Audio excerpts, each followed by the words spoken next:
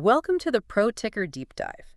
So I want you to imagine spending something like $120 billion over the next decade just to take your most advanced fluid AI and literally turn it into a solid block of stone. Which sounds completely counterintuitive, right? Yeah. But that's exactly what Google is attempting. Yeah, and the sheer scale of the capital here is just sending absolute shockwaves through the entire semiconductor market. So today, we're exploring those economic ripples for you, our listener. Right, and we have a really formidable stack of sources to guide us through this. We do. We're looking at, well, official SEC 8K filings from Marvell Technology, some highly detailed technical leaks regarding Google's next-gen AI chip architecture, and deep dive financial analysis from places like 24/7 Wall Street, Market Analysis, and a few institutional trading newsletters. And our mission today is really to unpack this massive, highly unusual $12.2 billion equity deal that essentially just rewrote the rules of hardware procurement. Exactly. We need to figure out why this specific deal triggered a massive sell-off for a major incumbent, and then we're going to get into the mechanics of that secretive Google project trying to freeze AI into physical silicon. Okay, let's unpack this. Starting with the immediate catalyst for all this market chaos, which is the recent SEC filings. Yeah, so the official corporate disclosures from Marvell provide this really fascinating window into modern data center economics. Right. Our sources highlight this sort of two-part sequence. First, on July 29th, 2026, Marvell and Google quietly signed a massive commercial agreement for custom semiconductor products. And these aren't just generic parts, right? No, these are highly specialized components, specifically inference accelerators, storage controllers, and network interface controllers that are designed to physically attach to Google's TPU ecosystem. But the real disruption came a few weeks later. Exactly. On August 18th, Marvell issued a highly structured stock warrant to Google. And let's look at the sheer size of that warrant because the headline numbers are just wild. They really are. The warrant grants Google the right to purchase up to an aggregate of it's 58,970,907 shares of Marvell common stock. At a strike price of $206.58 per share? Yeah. Right. And if you calculate the aggregate value of that stake, it values the equity at roughly $12.2 billion. Wow. But, you know, the devil is always in the details with these SEC filings. Google doesn't just get $12 billion in equity handed to them as a signing bonus. Right. It's not a gift. Yeah, I was looking through the vesting schedule, and it acts less like a standard corporate stock grant and more like, I don't know, the world's most lucrative coffee shop loyalty punch card. That's a great way to put it. The performance metrics attached to the vesting are uniquely aggressive. A small fraction, roughly 1.36 million shares, vests in equal quarterly installments over the first year. Which is essentially a good faith retainer, right? Yeah, exactly. But the remaining 57.6 million shares are locked behind this massive purchase wall. They vest in 240 separate tranches. And to unlock a single one of those 240 tranches, Google has to spend $500 million on Marvell products. Every single time. Which means to unlock the entire $12 billion equity stake by the 2033 deadline, Google is committing to spend around $120 billion on Marvell hardware. It's a staggering capital expenditure. It really is. So I have to ask, why structure a deal this way? I mean, why wouldn't Google just negotiate a standard volume discount for buying $120 billion worth of gear? Well, what's fascinating here is how it completely de-risks the research and development pipeline for the vendor. Oh, interesting. Yeah, because developing custom silicon at the 3-nanometer or 2-nanometer node, it costs billions of dollars before a single chip is ever even manufactured. Right, the upfront costs are insane. Exactly. Marvell cannot afford to spend that kind of R&D capital.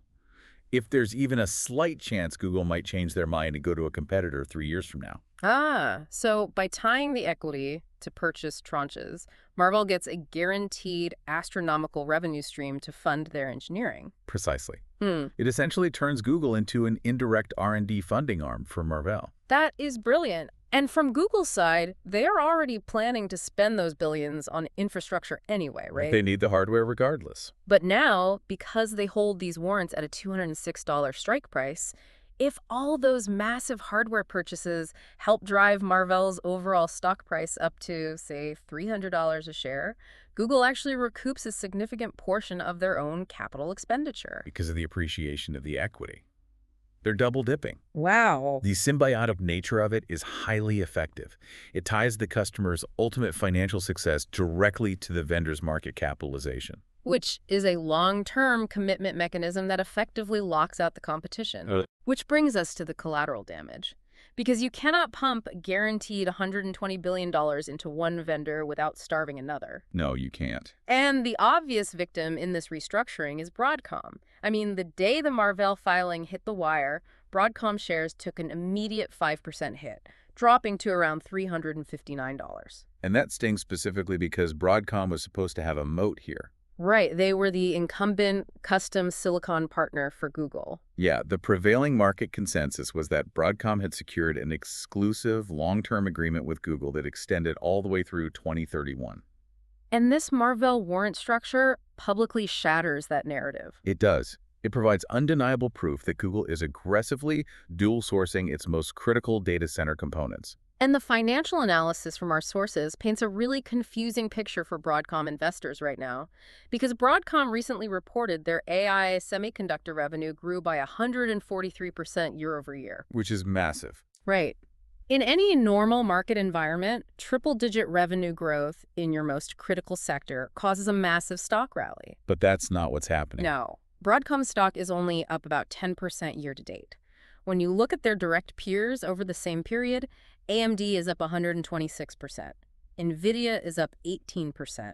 Marvell is up over 150%. Yeah, Broadcom is severely lagging. So imagine you're a Broadcom investor holding that stock. Is this just the market punishing them for losing the Google monopoly, or is there a deeper structural issue at play? Well, if we connect this to the bigger picture, the Google contract loss is just the spark hitting dry tinder. Okay, explain that. There is a profound macroeconomic anxiety currently weighing on infrastructure providers like Broadcom. Part of that is tied to specific operational concerns, like the security issues surrounding their VMware acquisition. Right, the VMware stuff has been messy. Very. But the much larger cloud hanging over the stock is a concept known as circular financing. Let's break down the actual mechanics of that circular financing, because our Wall Street Journal source flagged this as a massive systemic risk. How does this actually work behind the scenes? So, the report highlights that 9 of the top tech companies currently carry roughly $3 trillion in off-balance sheet commitments related to AI infrastructure. 3 trillion, wait, with a T? With a T. And here's the mechanism. Hyperscalers need priority access to future chip manufacturing at foundries like TSMC. Because the lines are so long. Exactly. To secure their place in line, they sign these massive purchase commitments years in advance.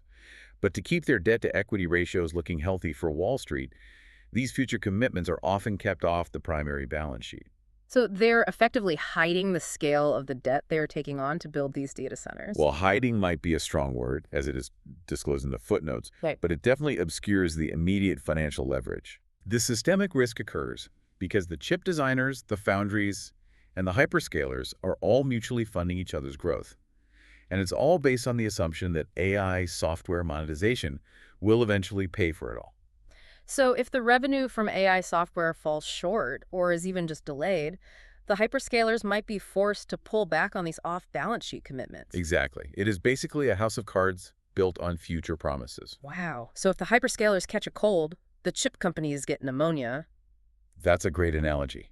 And Broadcom, being so heavily reliant on these massive custom silicon contracts, is catching the brunt of that market anxiety.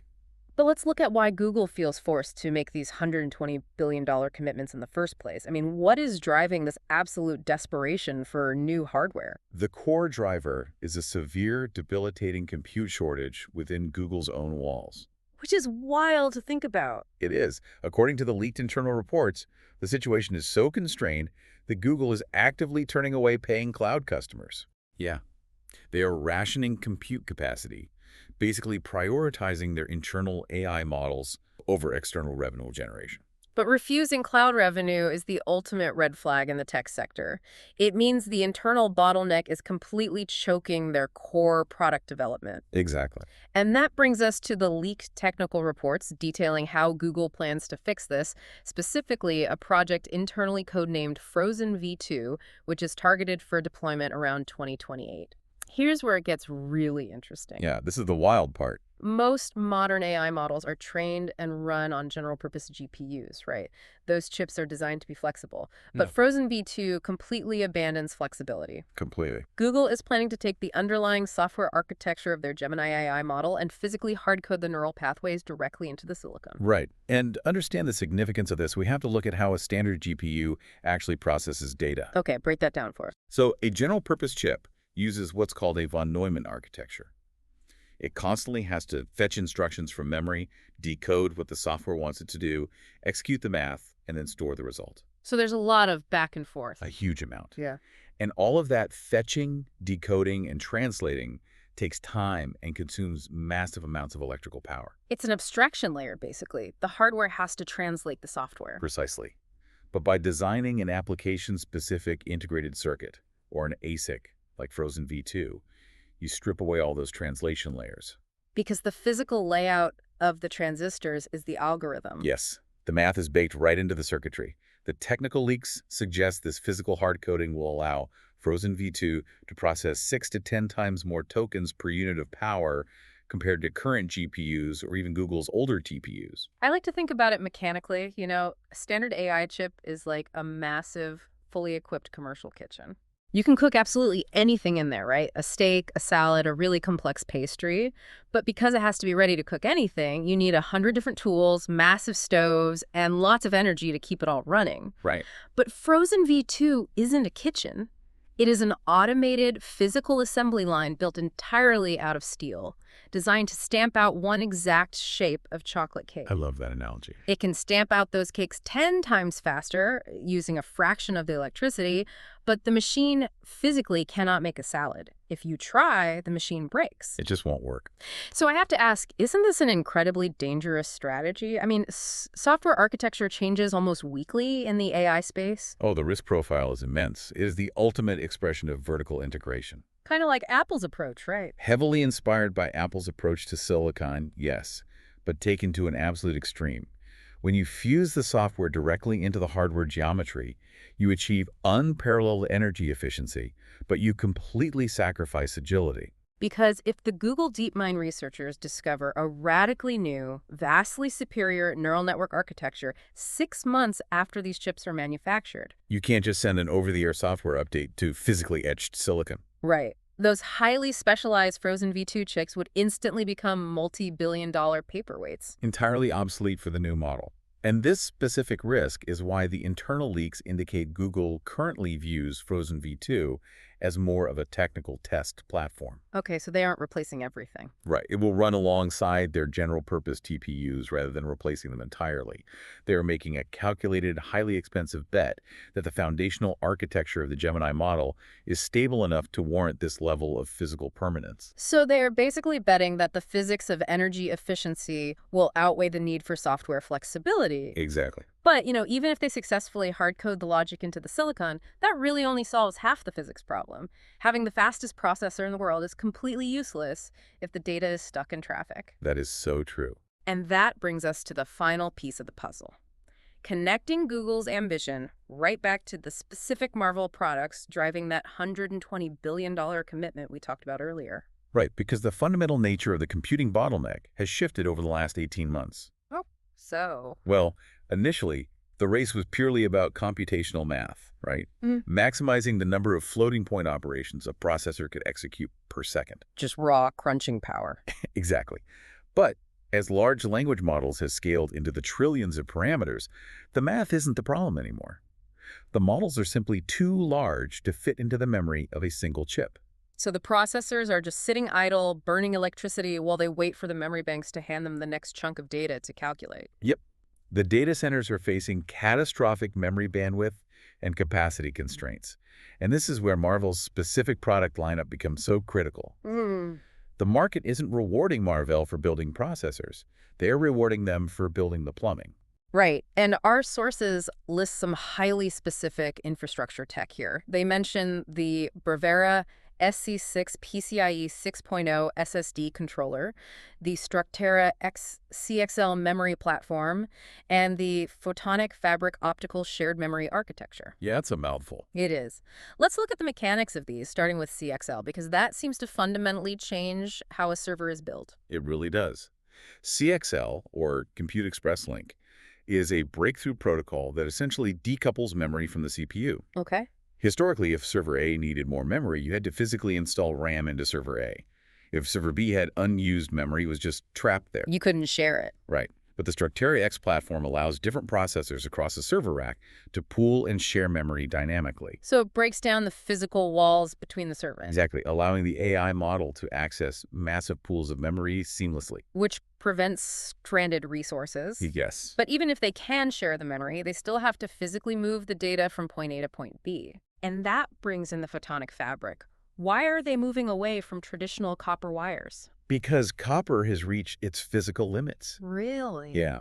When you push massive amounts of electrical data through copper cables at high speeds, you generate friction, Which creates heat. which then causes signal degradation. So to fight the degradation, you need power-hungry signal boosters. Ah, I see. So Marvell's photonic fabric replaces the electrical signals with light. Photons instead of electrons. Exactly. By utilizing lasers and fiber optics for chip-to-chip communication, you completely eliminate the electrical friction. Wow. You can move exponentially more data at near zero latency while drastically reducing the power consumption required for cooling and signal boosting. So the hyperscalers are desperately buying these optical controllers because they literally cannot build data centers big enough to power the old copper infrastructure. They just physically can't. But amidst all this technological necessity and market euphoria, our trading newsletter sources highlight a very grounding piece of financial reality. Yes, the insider trading note. Right.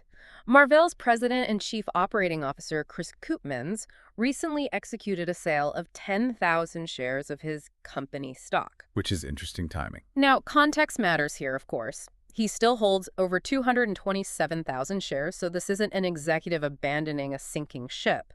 But it is a very tangible reminder to the market. It really is a classic reminder of market mechanics versus technological hype. Yeah. Just because a company possesses critical technology like optical memory controllers or secures a highly lucrative warrant structure with Google, that does not suspend the rules of valuation. Right. Insiders will always take profits when a stock spikes 150% in a year, regardless of the underlying technological breakthroughs. Exactly. You still have to pay the market. So what does this all mean for you listening right now? Whether you are managing an institutional portfolio, tracking semiconductor supply chains, or just trying to understand the physical realities of the AI boom, the core takeaway is a shift in focus. A massive shift. The most critical question in the sector is no longer, can we design a chip smart enough to do the math?